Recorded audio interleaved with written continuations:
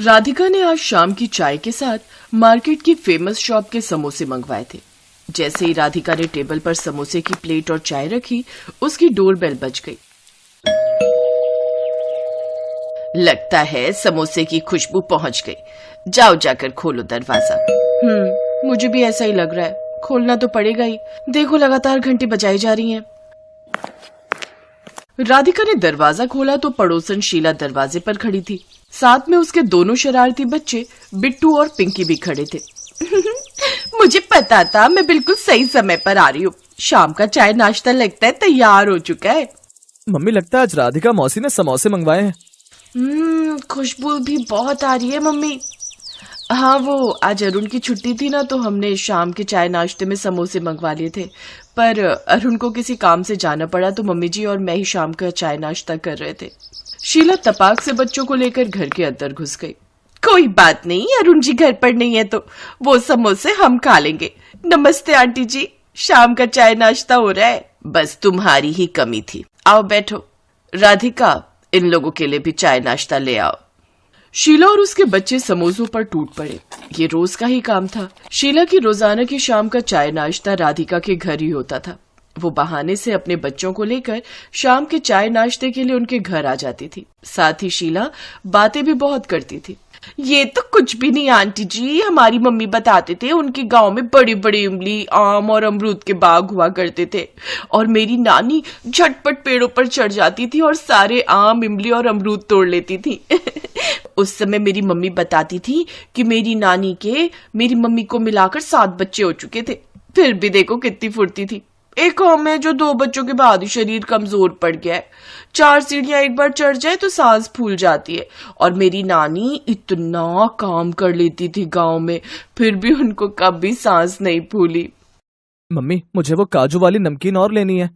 तो बेटा राधिका मौसी को बोलो ना, राधिका बिट्टू को थोड़ी काजू वाली नमकीन दे देना। मम्मी, मुझे वॉशरूम जाना है। जाओ, वो सामने तो है। तुम तो रोज ही आते हो, तुम्हें अभी तक यहाँ का बाथरूम नहीं पता चला। मौसी को तंग मत किया करो। शीला कुछ देर बाद अपने बच्चों के साथ जब वापस गई तो राधिका गुस्से से भर गई। क्या हुआ बहू? शीला दीदी के बच्चे बहुत शरारती हैं। पिंकी बाथरूम गई थी और हैंड शावर तोड़ आई। अरुण बहुत गुस्सा करेंगे। अभी कुछ दिन पहले ही उन्होंने नया लगवाया था। बच्चों के लिए तो जैसे हैंड शावर खिलौना है। अरे तुम बाथरूम गई हो, चुपचाप बाथरूम जाओ और आओ। फालतू में इधर उधर सामान छेड़ने की क्या जरूरत है? रोजाना चाय नाश्ते के बहाने शाम को बच्चों को लेकर घर आ जाती है। मैं तो सचमुच तंग आ गई हूँ मम्मी जी। अब तो ये लोग आएंगे ना तो मैं साफ मना कर दूंगी कि हमने चाय पीनी बंद कर दी है। सही में परेशानी तो होती है। एक काम करना, हम चाय का टाइम बदल देते हैं। ये 5 बजे आती है ना, हम 4 बजे चाय पी लिया करेंगे। राधिका ने अब चाय नाश्ते का समय बदल दिया। उसे लगा कि पड़ोसन शीला अब आएगी भी तो चाय नाश्ता वो पहले ही कर चुकी होगी, तो वो वापस चली जाएगी। पर उनकी ये सोच गलत थी। शीला दीदी, हम लोग तो चाय पी चुके हैं। वो मम्मी जी के सिर में दर्द था तो मैंने 4 बजे चाय बना ली थी। तो कोई बात नहीं, मेरे लिए 1 कप चाय बनाने में देरी कितनी लगती है। चीनी, पत्ती, दूध डालो, 1 कप चाय तैयार। बिट्टू बेटा, वो पलंग की दराज में बाम की शीशी पड़ी है, जा जल्दी से ले आ। राधिका और उसकी सास एक दूसरे का मुंह देख रही थी। उनका ये प्लान भी फेल हो गया। अब राधिका को 2 बार चाय बनानी पड़ी। एक बार अपने और अपनी सास के लिए और एक बार शीला और उसके बच्चों के लिए। एक शाम राधिका का गुस्सा फूट पड़ा जब बिट्टू के हाथ से चाय का कप टूट गया। ये क्या कर दिया बिट्टू? तुम्हें पता भी है कितने महंगे कप है। थोड़ा तो शीला दीदी आप सिखाया करो बच्चों को। इस तरह थोड़ी किसी के घर में जाओ और उनका नुकसान कर दो। आपको पता है आपकी बेटी पिंकी ने उस दिन बाथरूम में हैंड शावर तोड़ दिया। उस दिन तो मैंने कुछ नहीं कहा, पर आपके बच्चे बहुत शरारती हैं। प्लीज आप अपने बच्चों का ध्यान रखा करो और इनको कुछ मैनर सिखाओ। बताओ तो नया कप तोड़ दिया। सॉरी राधिका, मैं तुम्हें नया कप सेट और हैंड शावर ला दूंगी। सॉरी आंटी जी, गलती हो गई। मुझे और मेरे बच्चों को माफ कर देना। मैं तो अपना कर शाम के चाय नाश्ते के लिए आ जाती हूँ। मुझे नहीं पता था कि एक पड़ोसी कभी अपना सगा संबंधी नहीं बन सकता। मैंने आप में अपनी माँ और राधिका में अपनी छोटी बहन देखी थी, पर आज राधिका की बातें मेरा दिल दुखा गई। चलो बच्चों। शीला रोती हुई बच्चों के साथ घर लौट आई। उसके जाने के बाद राधिका को एहसास हुआ कि उसने कुछ ज्यादा ही सुना दिया शीला को।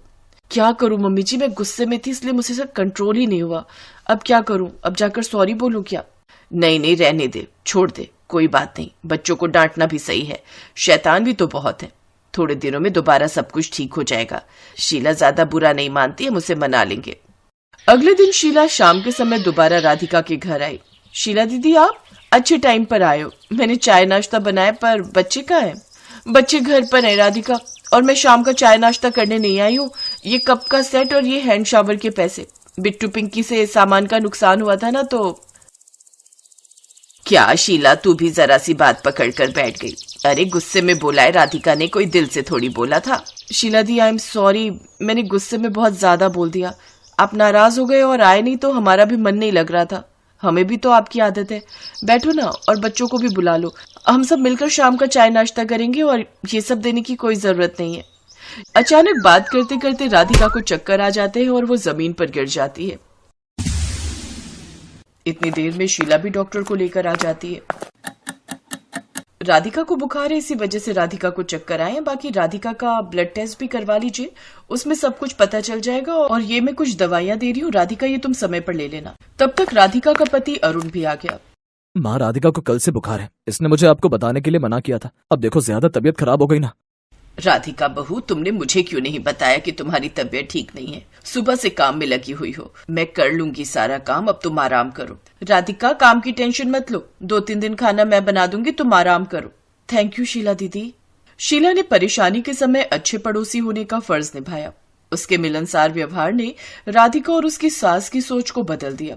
अब राधिका और उसकी फैमिली के लिए शीला केवल एक पड़ोसी ही नहीं थी, बल्कि उन दोनों परिवारों के बीच प्यार और मेलजोल का एक मजबूत रिश्ता बन गया था।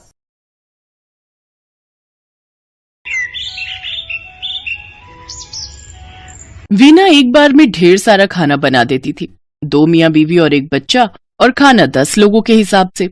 उसकी यही आदत थी, अगर 1 कटोरी दाल पूरी हो सकती है तो वो 4 कटोरी बना देती थी। और उसके बाद जब खाना बच जाता तो अपने पति राजेश के डर से वो इतना बचा हुआ बासी खाना देखकर डांट ना लगाएं, वो अपनी काम वाली मालती को दे देती थी।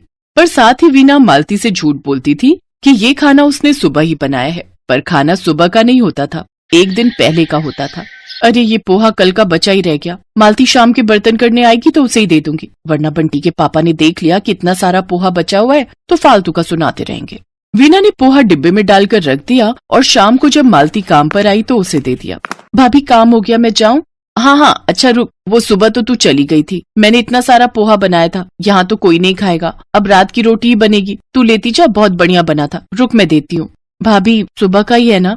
अरे तो और क्या, मैं तुझे बासी थोड़ी दूंगी, सुबह ही तो बनाया था, ये ले पकड़। और हाँ, डिब्बा कल वापस लेते आइयो, तुझे पता है ये डिब्बा मैंने तेरा ही बनाया हुआ है, इसमें तुझे ही सामान देती हूँ। मालती पोहा लेकर घर आ गई, पर जैसे ही उसने डिब्बे को खोला उसने अपनी नाक बंद कर ली। ये पोहा तो बदबू मार रहा है, इसका मतलब भाभी ने मुझे बासी पोहा दे दिया। बच्चों ये मत खाओ, ये खराब हो चुका है, मैं तुम्हारे लिए रोटी सेक देती हूँ।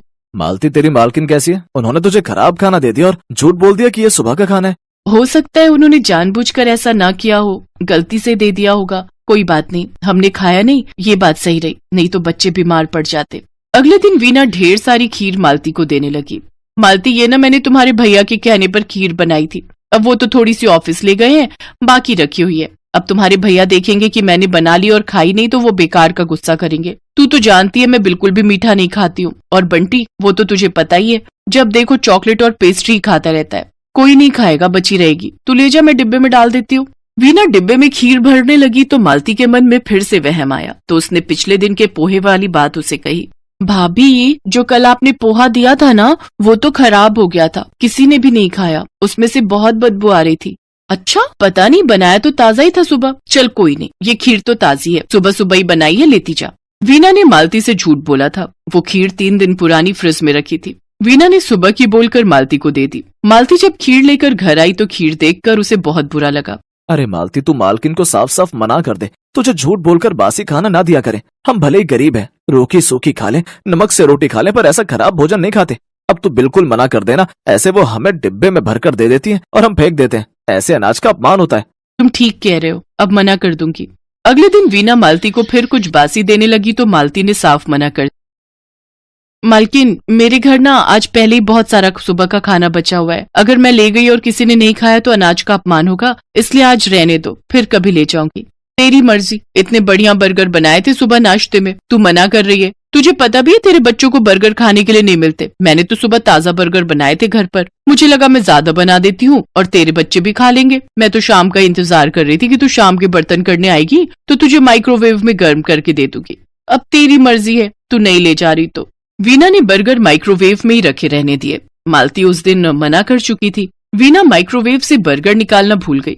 अगले दिन तक बर्गर माइक्रोवेव में ही रखे रहे। मालती उस दिन सुबह का काम करके घर चली गई। दोपहर के समय बंटी स्कूल से आया तो उसने माइक्रोवेव में बर्गर देखे। वीना कमरे में बैठी थी।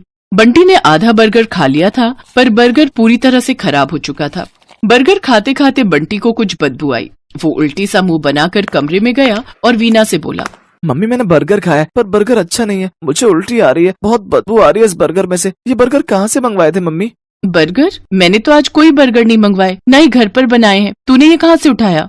मम्मी ये जो माइक्रोवेव में रखा है उसमें और भी बर्गर रखे हैं, मुझे लगा कि आपने मेरे लिए मंगवाए हैं, मैंने तो आधा खा भी लिया। बेटा ये बर्गर 3 दिन पुराने हैं, ये तुमने कैसे खा लिया? मुझे याद क्यों नहीं रहा, मैंने माइक्रोवेव में रख दिए थे। मालती ले नहीं गई थी और मैं भूल गई, अब क्या करूं? अरे क्या हुआ बंटी? तभी राजेश ऑफिस से आ जाता है, उसे सारी बात पता चलती है। और बचा बचा कर रखो खाना। अरे काम वाली भी तुम्हारा खाना ले जाना पसंद नहीं करती, क्योंकि तुम उसे बासी खाना देती हो। अब देखो तुम्हारी इस गलती के कारण तुम्हारे अपने बेटे ने ये खाना खा लिया। बंटी चलो बेटा, मैं तुम्हें डॉक्टर के पास लेकर चलता हूँ। रुको, मैं भी साथ चलती हूँ। डॉक्टर बंटी को इंजेक्शन देता है और साथ में कुछ दवाइयां, ताकि बंटी के पेट में जो भी इन्फेक्शन हुआ है वो जल्दी से ठीक हो सके। उस दिन वीना को अपने ऊपर बहुत गुस्सा आता है और पछतावा भी होता है, क्योंकि वो बिना सोचे समझे बासी खाना मालती को दे देती थी, जबकि वो जानती होती थी कि वो खाना मालती या फिर किसी के भी खाने लायक नहीं था। और आज इस बासी खाने को खाकर उसका बेटा बंटी भी बीमार हो गया। वीना ने इस बात से सीख ली और उसने ताजा खाना ही घर में रखना शुरू कर दिया। मालती ये देख, हरा छोलिया आया हुआ है, बहुत सारा। मैंने सुबह ही आलू डालकर बनाई थी, सब्जी खाकर बता कैसी बनी है। अगर अच्छी लगेगी तो थोड़ी घर पर भी पैक करके दे दूंगी। बड़ा स्वाद बना है छोलिया भाभी, मैंने तो एक बार भी नहीं बनाया। बस कुछ ही दिन तो आता है, होली के बाद तो पक जाता है। अभी इसकी सब्जी स्वाद बनती है। ये ले, मैंने डिब्बे में पैक कर दिया है, घर पर सबको खिला देना। मालती भी बहुत खुश थी कि अब उसे वीना ने बासी खाना देना बंद कर दिया। अब जब भी वीना उसे कुछ खाने का देती तो वो खुशी खुशी घर ले जाती, और अब वो खाना बासी नहीं होता था, बल्कि सुबह का खाना होता था।